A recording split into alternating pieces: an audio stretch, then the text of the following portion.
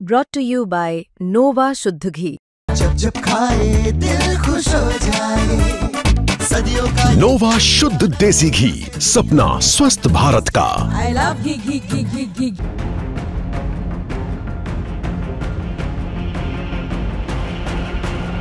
दिल्ली न सिर्फ देश की बल्कि गैंग और गैंगस्टरों की राजधानी भी बन चुकी है और गैंग और गैंगस्टरों का सफाया करने के लिए दिल्ली पुलिस ने ऑपरेशन कवच चलाया हुआ है। लेकिन दिल्ली पुलिस की इस मुहिम को विदेश में बैठे गैंगस्टर ठेंगा दिखा रहे हैं, क्योंकि दिल्ली पुलिस की मुहिम चलाने के बावजूद ना तो गैंगस्टरों का खौफ कम हुआ है और ना ही उनकी आपराधिक गतिविधियां कम हो रही हैं। और इस समय दिल्ली में जिस गैंगस्टर ने सबसे ज्यादा आतंक काटा हुआ है उसका नाम है रोहित गोदारा। जी हाँ, रोहित गोदारा ने ही डूसू के पूर्व अध्यक्ष रौनक खत्री से 5 करोड़ की फिरौती मांगी थी और ये कहा था कि अगर पैसे नहीं दिए तो मरने के लिए तैयार रहियो। रोहित गोदारा के लिए कहा जाता है कि उसे तो क्रिकेट खेलना पसंद था, लेकिन धीरे धीरे हाथ में क्रिकेट बैट की जगह पिस्टल आ गई।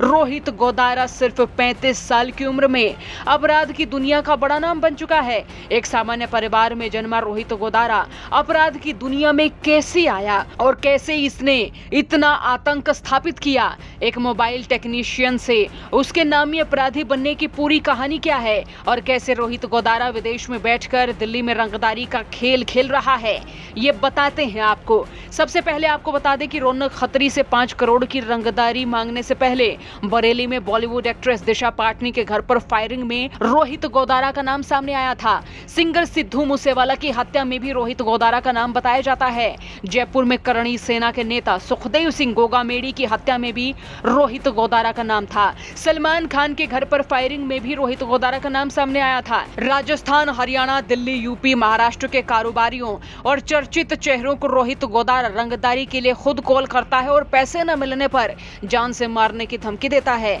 ऐसे मामलों की अगर लिस्ट निकाली जाए तो बताते बताते दिन बीत जाएगा।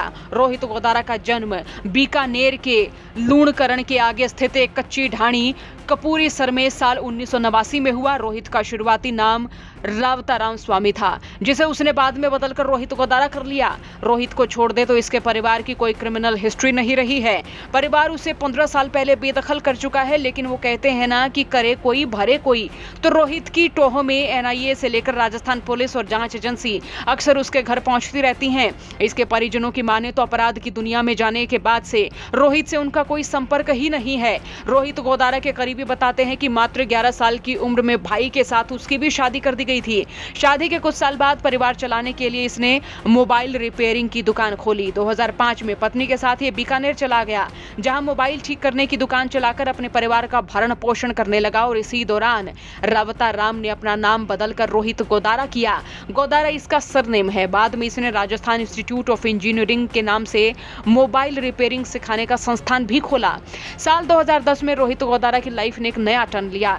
इसके खिलाफ हत्या की कोशिश करने का मामला दर्ज हुआ और ये पहली बार जेल गया। हालांकि करीब 10 महीने के बाद इसे जमानत मिल गई, लेकिन इसके मात्र 2 साल बाद ही कुछ ऐसा हुआ जिसने रोहित गोदारा की जिंदगी बदल दी।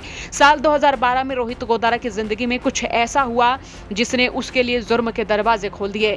उसकी पत्नी ने उस पर दहेज और जबरन गर्भपात के आरोप लगाए। रोहित को एक बार फिर से जेल जाना पड़ा। करीब 2 से 3 महीने जेल में रहा और इसी दौरान रोहित की संगत अपराध की दुनिया के महारथियों से हुई और वो भी अपराध की दुनिया में धाक जमाने में जुट गया। जेल से रोहित गोदारा की दोस्ती अपराधियों से हो चुकी थी। जेल से बाहर आने के बाद रोहित गोदारा बिल्कुल बदल चुका था। छोटे मोटे क्राइम करने लगा और साल 2022 तक उस पर 32 से ज्यादा केस दर्ज हुए। इनमें हत्या, फिरौती मांगने जैसे संगीन मामले भी शामिल रहे। फिर रोहित गोदारा का नाम अपराध की दुनिया में फैलने लगा। ये वो दौर था जब पुलिस बड़े बड़े गैंगस्टर्स को पकड़कर जेल में डाल रही थी। लॉरेंस बिश्नोई भी सलाखों के पीछे चला गया, तो वहीं पुलिस के हत्थे चढ़ने से पहले रोहित 13 जून 2022 को दिल्ली से फर्जी पासपोर्ट पर दुबई भाग गया और फिर फर्जी पासपोर्ट में इसने अपना नाम पवन कुमार लिखवाया था। रोहित दुबई में रहकर लॉरेंस बिश्नोई के इशारे पर आपराधिक गतिविधियों को अंजाम देता रहा, लेकिन कुछ महीने पहले रोहित गोदारा ने लॉरेंस गैंग से निकलकर खुद ही गैंग बना ली। अब रोहित गोदारा लॉरेंस गैंग से अलग रहकर खुद का गैंग चला रहा है।